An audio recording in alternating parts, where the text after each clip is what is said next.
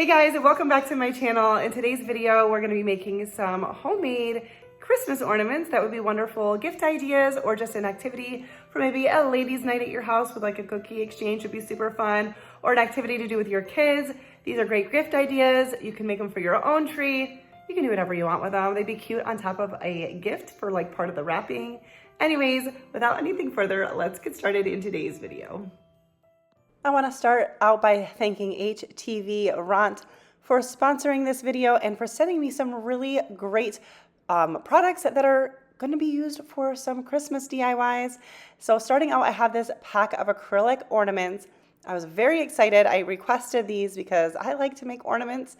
And so there is a ton in this package. They also come with a little ribbon hanging, ties for hanging, but I didn't actually use them in these ones, but they're certainly there if you need to. And I have this beautiful tissue paper that I have. I think it might be from Dollar Tree. I've used this in so many different DIYs. I love it. I think it's so pretty.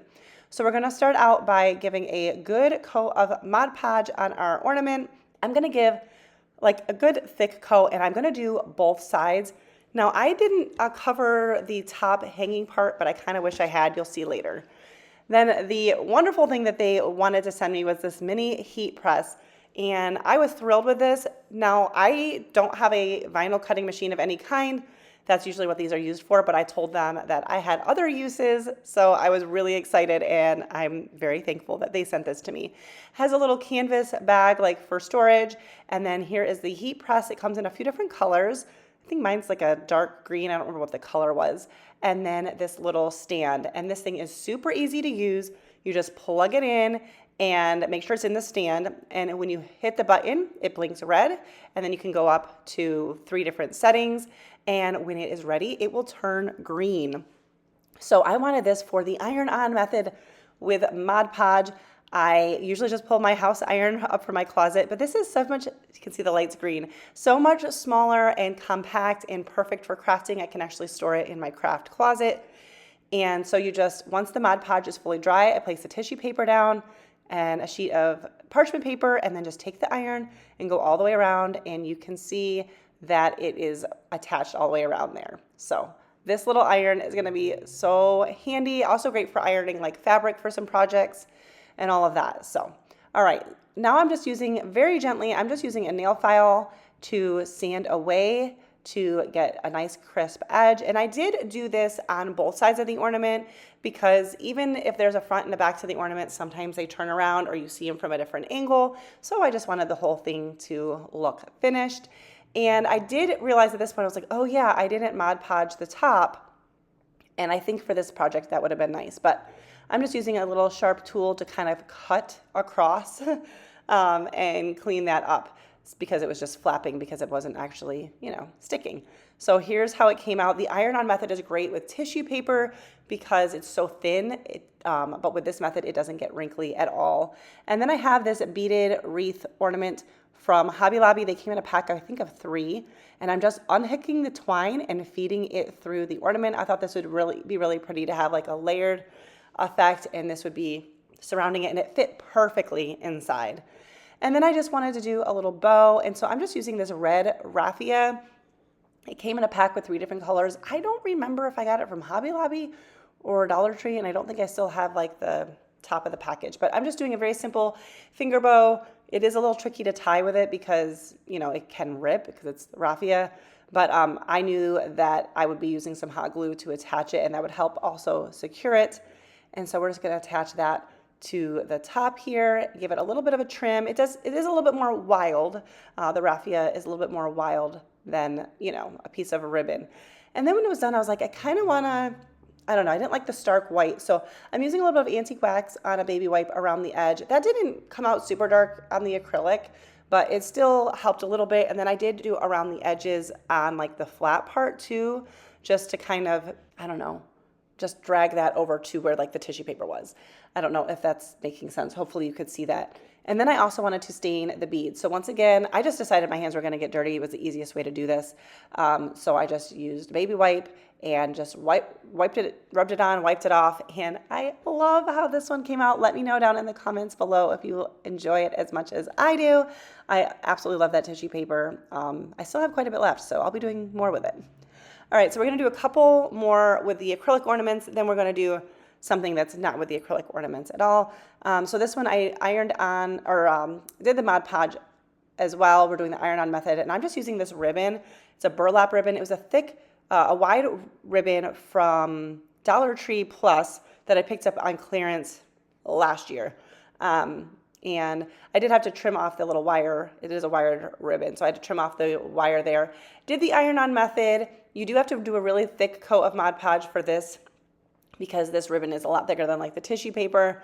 And I had to use a coarser sander to do that. You could also just use like a utility knife, but I was able to get it done with the sandpaper. Just know that it's gonna be a little bit frayed. It's not gonna be a perfect finish. So I trimmed off the top there, and then I have this scrapbook paper from Hobby Lobby. It's a large pack, and I love this one that's got all these little squares. So I'm just dipping a paintbrush, which actually is also from HTVRONT. I'll show you in a minute. But I'm just using some water to outline where I want to tear it. And I had to do quite a bit just because it's a thicker paper. It's not a light one. But this gives it more of that rough, torn edge instead of just cutting it out with scissors. And then on the top edge, because that was flat, because I didn't tear that part, I just wet that again and kind of just picked out of it with my fingernails to rough it up a little bit so that it looked the same on all four sides. And I picked out 2 of those. You can see the Christmas tree here as well. And then I'm just using, once again, a baby wipe with some antique wax. And I didn't want the white edges from where I had torn the paper, so I did the edges and over onto the front a little bit too, just because I like that rustic look. Obviously, you can do these to match your style. You could use a piece of a Christmas card or a gift bag for this as well. I'm just taking something to put on the Christmas ornament. So there's lots of different things you could use. If you didn't have any scrap paper, those would be good options as well. And now we're going to go with a good amount of Mod Podge on both the ribbon and the paper. Once again, this paper is thicker, so I'm not really worried about it wrinkling up. And I'm just trying to glue that on. It's thicker, so it just takes a little bit more. You have a little bit of wiggle room time straightening that out, and then I do Mod Podge over the top as well. But I thought the burlap ribbon kind of gave a nice rustic background to this one.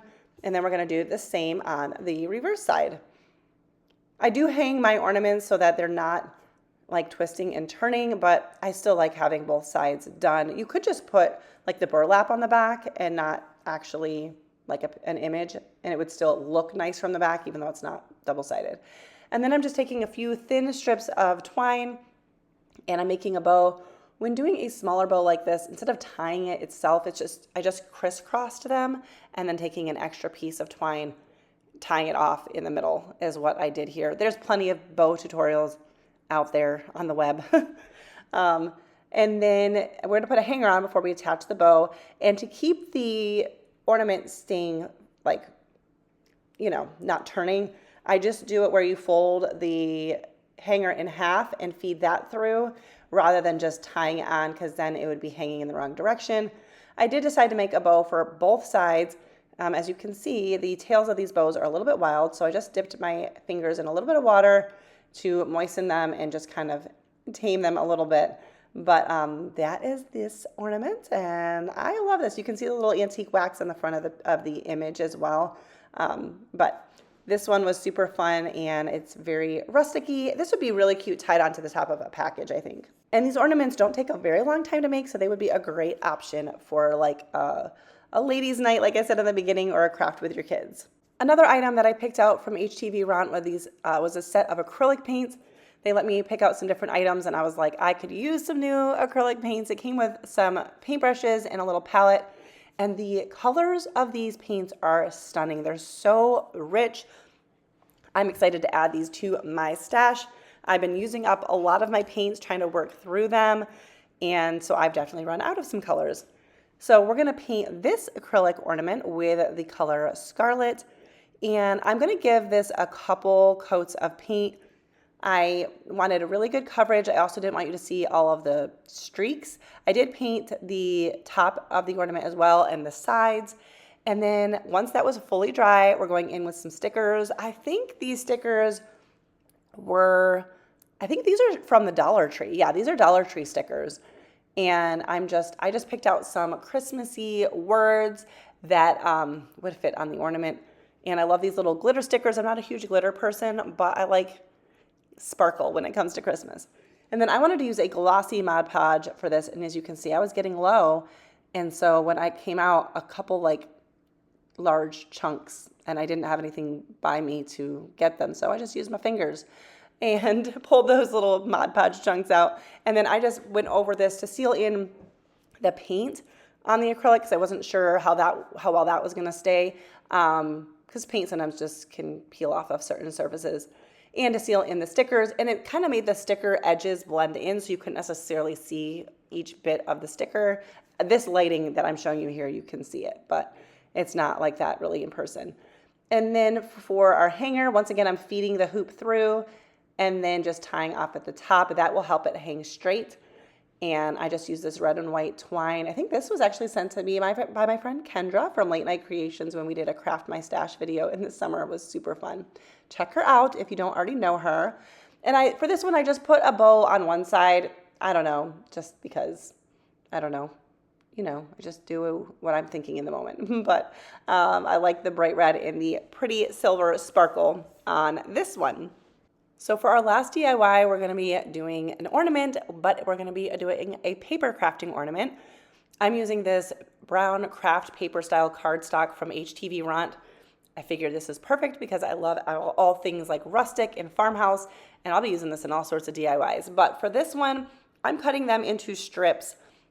Now, I will tell you the measurements that I did. These are 4 inches long and a 1/2 inch wide, and I'm using my paper cutter. And I did 12 of them I used 12 of them all together. I made more than I needed. And then I have this craft glue. It's kind of like tacky glue, and I'm just using a small paintbrush from HTVRONT, and I'm going to glue together the ends, making little loops. Now, this made a very beautiful, very large ornament. So I would recommend doing 2-inch long strips, but the smaller it is, the harder it is to handle anyway. So maybe bigger ornaments will work on your tree. I mean, this is still on my tree, but I just realized I could have done it smaller. And then I used these mini clamps from the Dollar Tree. This glue does not take long to glue or to dry. You could use hot glue, but sometimes that's a little too bulky, so I didn't want to use that with the paper crafting. And my tip, because this is not the first one I did, I threw out. So my tip would be to only glue very minimal. I didn't want the whole thing glued. I didn't want all of the tips glued, just at the very, very bottom. And as I was gluing each loop together, just a little bit was getting glued. And then obviously as I went around, I could no longer glue clamp the center. So I just tried holding that in place while it dried. It didn't take very long, and it does dry clear. So I didn't show you obviously every little painstaking, no, it wasn't painstaking, it was great, but all the little process. So before I finished it up, I wanted to put a little hanger in. So I'm using this like cream and white colored jute.